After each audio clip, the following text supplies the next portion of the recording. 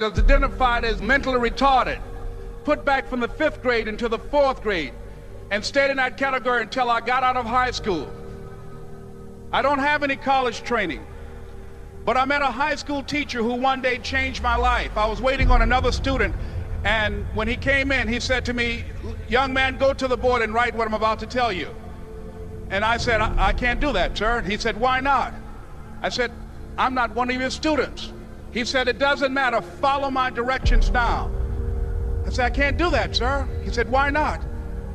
I said, "Because I'm educable mentally retarded." And he came from behind his desk and he looked at me. He said, "Don't ever say that again. Someone's opinion of you does not have to become your reality." And as he talked, my heart began to beat fast. Tears began to run down my eyes, and I was in the back just listening to him, because the speech he was giving, that speech was for me. And he said, "Les Brown," he said, "if you want to do anything worthwhile in life, you've got to be hungry." I told Mr. Washington I wanted to become a disc jockey. And so I started working to develop myself. He said, "I want you to practice every day being a disc jockey." I said, "But I don't have any job now." He said, "It doesn't matter." He said that it's better to be prepared for an opportunity and not have one than to have an opportunity and not be prepared. And as I was working to develop myself, I applied for a job as a disc jockey, WMBM on Miami Beach. I went to a guy named Milton Butterball. I said, "How you doing, Mr. Butterball? I'd like to get a job as a disc jockey." He looked at me, he said, "You have any broadcast background?" I said, "No, sir, I don't." "You have any journalism background?" I said, "No, sir, I don't."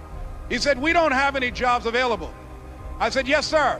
I went back to Mr. Washington and I told him. He said, "Don't take it personally." He said, "Most people are so negative, they will have to say no 7 times before they say yes." He said, "Go back again." So I went back again. I said, "How you doing, Mr. Butterball? My name is Les Brown." He said, "I know what your name is. What do you want?" I said, "I'd like to know whether or not you have any jobs as a disc jockey, sir." He said, "Didn't I just tell you yesterday we didn't have any jobs?" I said, "Yes, sir, but I know whether or not somebody got laid off or somebody was fired, sir."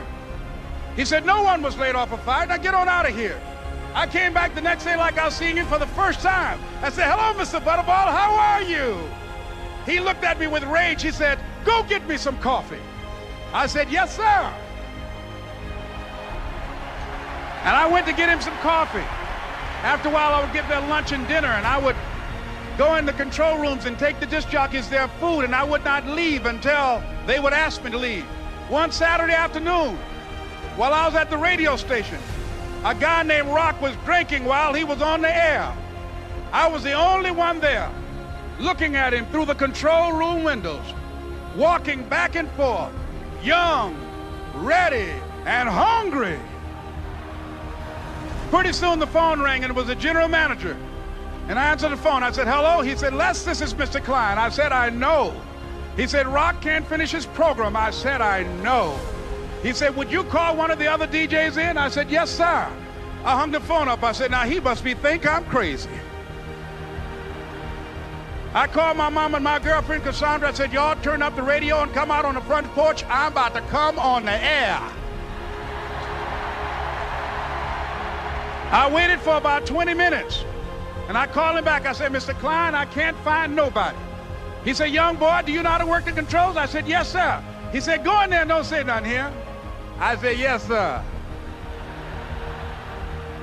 I couldn't wait to get behind those controls. I put on an old Stevie Wonder record called Fingertips. I sat down behind that turntable. I said, "Look out, this is me, LB Triple P, Les Brown, your platter playing papa. There were none before me, and there will be none after me. Therefore, that makes me the one and only. Young and single and love to mingle, certified, bona fide, indubitably qualified to bring you satisfaction, a whole lot of action. Look out, baby, I'm your love man." I was hungry. I was hungry.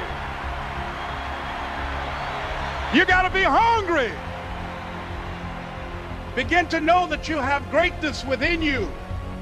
And if just one of you here begin to envision yourselves as being blessed and highly favored to reach your goals, if just one of you capture the essence of what that means, that you have greatness within you and a responsibility to manifest that greatness, that you can make your parents proud, you can make your school proud, You can touch millions of people's lives, and the world will never be the same again because you came this way. It was hard, ladies and gentlemen, coming to speak to people. And I was facing financial difficulties in my own life. I was behind on my bills and my dreams, and I'm saying to them, you can live your dream. It was hard, ladies and gentlemen.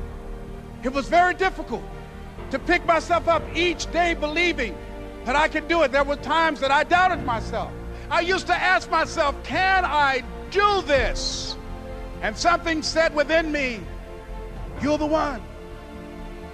Don't give up on your dream.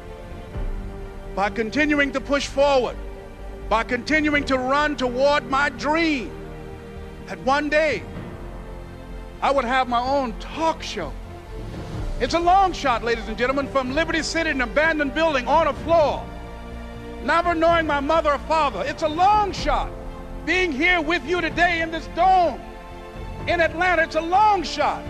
No college training, labeled educable, mentally retarded, but I kept running toward my dream. Don't stop. Don't stop running toward your dream.